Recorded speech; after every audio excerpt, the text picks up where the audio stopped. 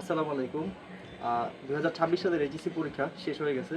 So এখন স্টুডেন্টদের খুব বড় একটা চ্যালেঞ্জ হচ্ছে, জীবনের অনেক বড় একটা ডিসিশন নেওয়ার সময় এটা।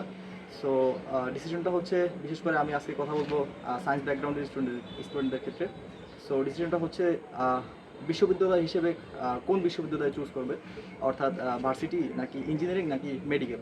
তো যেহেতু বাংলাদেশের বিশ্ববিদ্যালয়ে ভর্তি পরীক্ষার কনভেনশন আছে, সেই জন্য ভর্তি পরীক্ষার প্রিপারেশন নেওয়ার আগেও আরেকটা ডিসিশন নিতে হয় যে কোন ভর্তি বিশ্ববিদ্যালয়ের জন্য প্রিপারেশন বা প্রিপ্যান দিব। সো আজকে ভিডিওটা মেনলি সেই বিষয়ে যে প্রিপারেশনটা আসলে কিসের বেসিসে নেওয়া উচিত। তো আমি তালহা জুবায়ের পড়াশোনা করছি BUET industrial and production engineering ডিপার্টমেন্টে। সো শুরু করি। তো ফার্স্ট অফ অল আমি কথা বলবো এখন রাইট নাও যারা এইচএসসি 2026 সালে পরীক্ষাটা শেষ করছে, এদের মধ্যে বেশ কয়েকটা ক্যাটাগরির স্টুডেন্ট আছে, যাদের মধ্যে আমি প্রথমে বলবো যে একটা গ্রুপ অফ স্টুডেন্ট আছে যারা হচ্ছে অবসেসড, লাইক তাদের কোনো ডিসিশন নেওয়ার কোনো আসলে দরকার নাই। তারা হচ্ছে লাইক ইঞ্জিনিয়ারিং নিয়ে অবসেসড, অথবা মেডিকেল নিয়ে অবসেসড, অথবা বিশ্ববিদ্যালয় বা ঢাকা বিশ্ববিদ্যালয় নিয়ে অবসেসড। সো তাদের ক্ষেত্রে আসলে এই ব্যাপারটা খুবই সহজ, তাদের ক্ষেত্রে ডিসিশন নেওয়ার কোনো দরকার নাই। লাইক যে ব্যাপারটা নিয়ে অবসেসড সেদিকে তারা প্রিপারেশন নেবে এবং সেখানে ভর্তি পরীক্ষা দেবে, চান্স পাবে। সো যারা অবসেসড তাদের ক্ষেত্রে আলাদা বিষয়। আর আমার ব্যাপারটাও ছিল, আমি কাইন্ড অফ ইঞ্জিনিয়ারিং নিয়ে অবসেসড ছিলাম। সো আমি কোনো কিছু না ভেবে না চিন্তা করে আমি ইঞ্জিনিয়ারিং কোচিং করি অ্যান্ড চান্স পেয়ে যাই।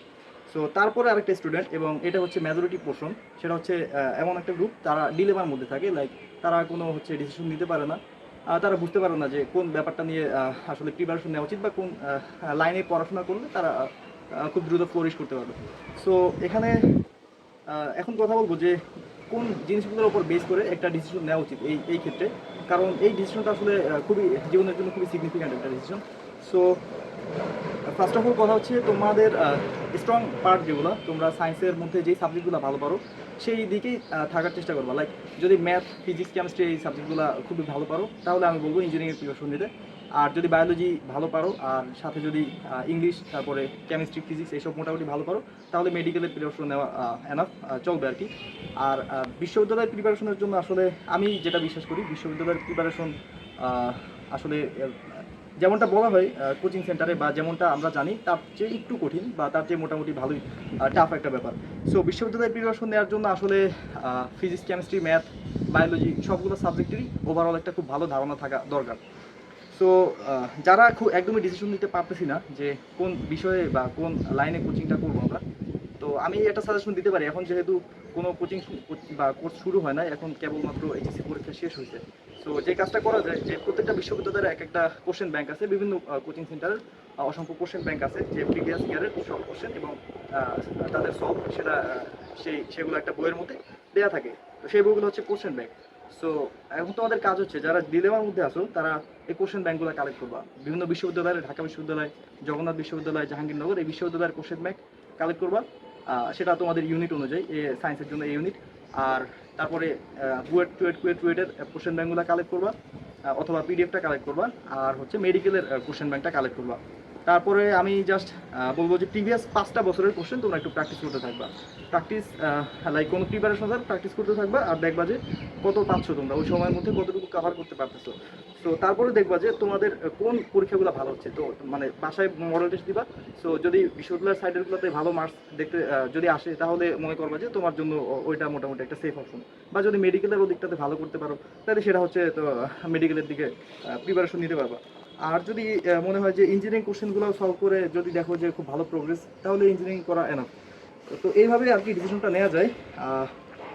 তো এই ছিল ব্যাপার। আর এইচএসসি পরীক্ষার রেজাল্টটাও যেহেতু এখানে ফ্যাক্ট, বাট এইচএসসি পরীক্ষার রেজাল্ট বেরোতে যেহেতু আরও অনেক দেরি, আর ডিসিশনটা যেহেতু তারও অনেক আগে নিতে হবে।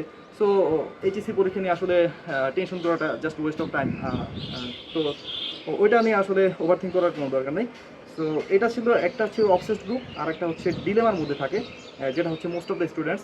আর একটা গ্রুপ হচ্ছে যারা খুব ওভার কনফিডেন্ট, বা তারা হচ্ছে ট্রিপলেট হওয়ার মেন্টালিটি থাকে, অর্থাৎ তারা 3টা ধরনের বিশ্ববিদ্যালয়ে ক্র্যাক করবে। সো এই ওভার থিঙ্কিং যারা করে, বা লাইক ওভার কনফিডেন্স যাদের মধ্যে আছে, বা যারা খুবই ওভার কনফিডেন্ট, এই ব্যাপারটা আসলে আমি অ্যাপ্রিসিয়েট করি না। কারণ বাংলাদেশে আসলে ট্রিপলেটের সংখ্যা খুব বেশি না। আর তাদের মধ্যে আমার জানার মধ্যে ট্রিপলেট সবচেয়ে বেশি থাকে আমাদের নর্ডেম কলেজ থেকে। সো যারা আসলে ট্রিপলেট হওয়ার চিন্তা ভাবনা করতেছো, এই চিন্তা ভাবনাটা আসলে না করাই বেটার। কারণ HSC result first of all তোমাদের এখনো জানা নাই। আর তারপরে তোমাদের যখন পরীক্ষা খুবই কাছাকাছি আসবে আর কি, পরীক্ষা যখন অ্যাপ্রোচ করবে তখন তোমাদের মনে হবে যে ব্যাপারগুলো খুবই চ্যালেঞ্জিং লাগবে, তোমাদের মনে হবে যে কিছুই ট্র্যাক করতে পারবো না বা খুবই কনফিডেন্সটা হঠাৎ করে খুবই লো হয়ে যাবে। সো ওভার কনফিডেন্স বাদ আসলে কোনো একটা ডিসিশন নিয়ে নাও যে কোন ব্যাপারটাতে তুমি ফ্লোরিশ করতে পারবা বা তোমার জন্য কোনটা সহজ।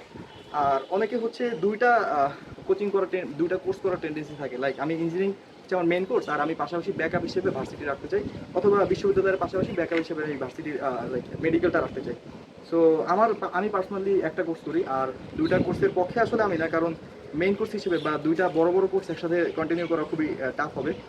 তো তোমরা যেটা করতে পারো, যখন পরীক্ষা একদম একদম অ্যাপ্রোচ করে দেখা যায় যে মেডিকেল ভর্তি পরীক্ষার প্রায় 2-3 সপ্তাহ আগে বিভিন্ন কোচিং সেন্টার থেকে মরাল টেস্ট বের করে আর কি, জাস্ট তুমি ওখানে পরীক্ষা দিবা আর ওখান থেকে তোমাকে এক সেট মরাল টেস্ট লাইক কোশ্চেন পেপার দিবে। সো ওই ছোটো কোর্সগুলো নেওয়া যাবে, নেওয়া যাইতে পারে, বাট একসাথে দুইটা বড় বড় কোর্স আসলে কন্টিনিউ করার পক্ষে আমি কখনোই ছিলাম না বা এখনো নাই। তো এই ছিল হচ্ছে যে ডিসিশন নেওয়ার ব্যাপারে কি করা যেতে পারে, যে কোন লাইনে কোচিং করা যাবে। আর মোটামুটি আমার জানা মতো সবগুলো কোচিং সেন্টারই কোর্সটা হচ্ছে পরে যা চেঞ্জ করার অপশন থাকে। সো এটা আসলে তেমন বড় ফ্যাক্ট না, তারপরেও একটা ডিসিশন অবশ্যই নেওয়া উচিত যে কোন দিকে যাইতে চাও তুমি। তো তারপরে আরেকটা ব্যাপারে আমি বলবো যে বিশেষ করে কোচিং সেন্টারগুলোতে একটা টেন্ডেন্সি হচ্ছে লাইক এই যে তিনটা বিশ্ববিদ্যালয়, তিনটা বিশ্ববিদ্যালয়ের যে গ্রুপ, যে মেডিকেল, তারপরে ভার্সিটি এবং ইঞ্জিনিয়ারিং, এই বিশ্ববিদ্যালয়ের বা এই কোর্সগুলোকে তারা ক্যাটাগরাইজ করে। ফার্স্ট অফ অল মেডিকেলটাকে মোটামুটি আলাদা ধরে, আর ইঞ্জিনিয়ারিং আর ভার্সিটির মধ্যে একটা সিমিলারিটি আছে, লাইক সাবজেক্টগুলো কাইন্ড অফ সেম। এর মধ্যে যেই কমন টেন্ডেন্সি কোচিং সেন্টারের ভাইয়াদের, সেটা হচ্ছে তারা ইঞ্জিনিয়ারিংকে হচ্ছে একটু টাফ ধরে এবং ভার্সিটিকে ধরে মোটামুটি ইজিয়ার, বা তারা মনে করে যে ভার্সিটির প্রিপারেশন যারা নাই তারা ইঞ্জিনিয়ারিং প্রিপারেশন বা ইঞ্জিনিয়ারিং অ্যাসপায়ারেন্ট স্টুডেন্টদের চেয়ে একটু লাইক একটু লো কোয়ালিটি। সো এই ব্যাপারটা আসলে খুবই বোগাস একটা ব্যাপার, কারণ আমার এক্সপিরিয়েন্স অনুযায়ী, আমি যেহেতু তোমাদের ইমিডিয়েট সিনিয়র 25 সালে পরীক্ষা দিই, সো আমার এক্সপিরিয়েন্স হচ্ছে ভার্সিটির বিশেষ করে ঢাকা বিশ্ববিদ্যালয়ের যে ভর্তি পরীক্ষা, এটা আমার কাছে আসলে লাইক সবচেয়ে বেশি টাফ লাগছে, কারণ এখানের সময়টা যেমন অনেক কম, তার মধ্যে আবার কোশ্চেন কোয়ালিটি হচ্ছে খুবই খুবই হাই, খুবই হাই। সো এই যত কোচিং সেন্টারের ভাইয়েরা আছে যারা মনে করো তোমাদের যে অনেক বছরের সিনিয়র, তাদের সময় হয়তো এই ব্যাপারটা এমন ছিল, বাট রাইট নাও 2025 সালে বা 2026 সালে এই ব্যাপারটা আসলে ক্যাটাগরাইজ করার কোনো অপশন নাই। এই তিনটা প্রিপারেশনই অবশ্যই খুবই পড়াশোনা করা দরকার, বা এই তিনটাই আসলে প্রায় সমান সমান কোয়ালিটির। ইঞ্জিনিয়ারিং কখনোই ফার্স্টে না, আসলে কোনোটাই ফার্স্ট বা সেকেন্ডে না, সবগুলো হচ্ছে সমান সমান। সো ভার্সিটিকে হচ্ছে তোমরা নর্মালাইজ করো না, ভার্সিটি প্রিপারেশন খুবই টাফ। তো যেই প্রিপারেশন নিবে একটা হচ্ছে মেইন প্রিপারেশন নাও, আর যদি সম্ভব হয় সাইডে আরেকটা প্রিপারেশন নিতে পারো। আর কোচিং এখন আরেকটা কথা হচ্ছে, ঢাকার বাইরে থেকে যারা ঢাকায় কোচিং করতে আসতে চাও, সো সেই ব্যাপারে আমি আসলে আরেকটা ভিডিও বানাতে চাই।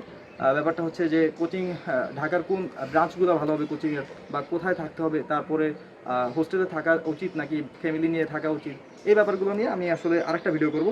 সো আজকে ব্যাপারটা এই পর্যন্তই ছিল। সো থ্যাংক ইউ, অ্যান্ড আমি চেষ্টা করবো পুরো তোমাদের এডমিশন জার্নিতে তোমাদেরকে বিভিন্ন বিষয়ে অ্যাসিস্ট করার। So that's it.